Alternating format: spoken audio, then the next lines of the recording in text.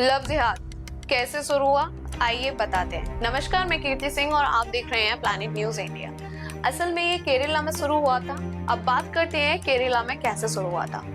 ISS एक ऐसा संगठन है जो अपना एक अलग देश बनाना चाहता है जहां पे शरिया कानून लागू किया जाए, और इस मकसद में वो कुछ हद तक कामयाब भी हुए थे और अपने साथ कई देशों के लोगों को भी जोड़ा उन्होंने।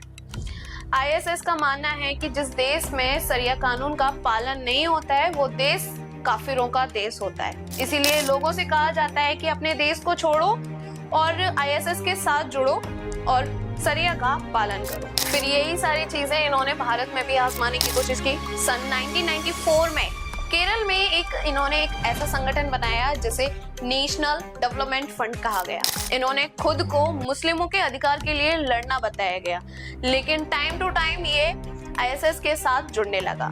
आगे चलकर इस संगठन पर काफी दबाव पड़ा। 2006 में ये मर्ज हुआ पॉपुलर फ्रंट ऑफ इंडिया के नाम से, मतलब कि पीएफआई का काम था भारत के लोगों को कन्वर्ट करना और प्रो आईएसएस माहौल तैयार करना। पीएफआई का पहला मामला सन 2009 के अंत में हाई कोर्ट में आया।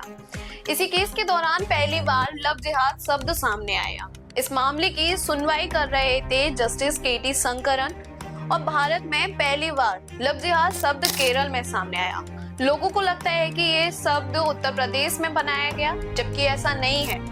सन 2009 के इस केस के दौरान लव जिहाद और रोमियो जिहाद शब्द सामने आए।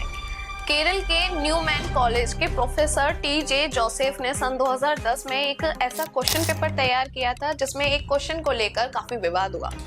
उन पर आरोप है कि उस क्वेश्चन में पैगंबर मोहम्मद का अपमान था, जिसे लेकर केरल में काफी ज्यादा विवाद हुआ। उसके बाद प्रोफेसर को गिरफ्तार भी किया गया, जिसके बाद पीएफआई के कुछ लोगों ने बैठक की और प्रोफेसर का हाथ काट दिया। इस मामले की जांच शुरू हुई तो कुछ दस्तावेज सामने आए जिसमें कथित रूप से लिखा गया था सन 2047 तक भारत को इस्लामिक देश बनाने का लक्ष्य है।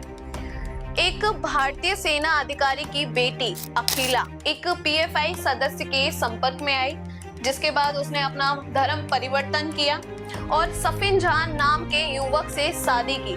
धर्म परिवर्तन करने के बाद अखिला का नाम हादिया हो गया। अखिला के परिवार वालों ने कोर्ट में केस दर्ज करा और बताया कि ये सब उनकी मर्जी से नहीं हुआ है। वहीं दूसरी ओर पीएफआई ने अखिला का समर्थन किया और पीएफआई की ओर से वरिष्ठ वकील कपिल सिब्बल को नियुक्त किया गया। इसके आगे के पार्ट के लिए कमेंट करें और ऐसी ही खबरों के लिए बने रहें प्लैनेट न्यूज इंडिया के साथ। तब तक के लिए मैं कीर्ति सिंह विदा लेती हूँ। नमस्कार, जय हिंद, जय भारत।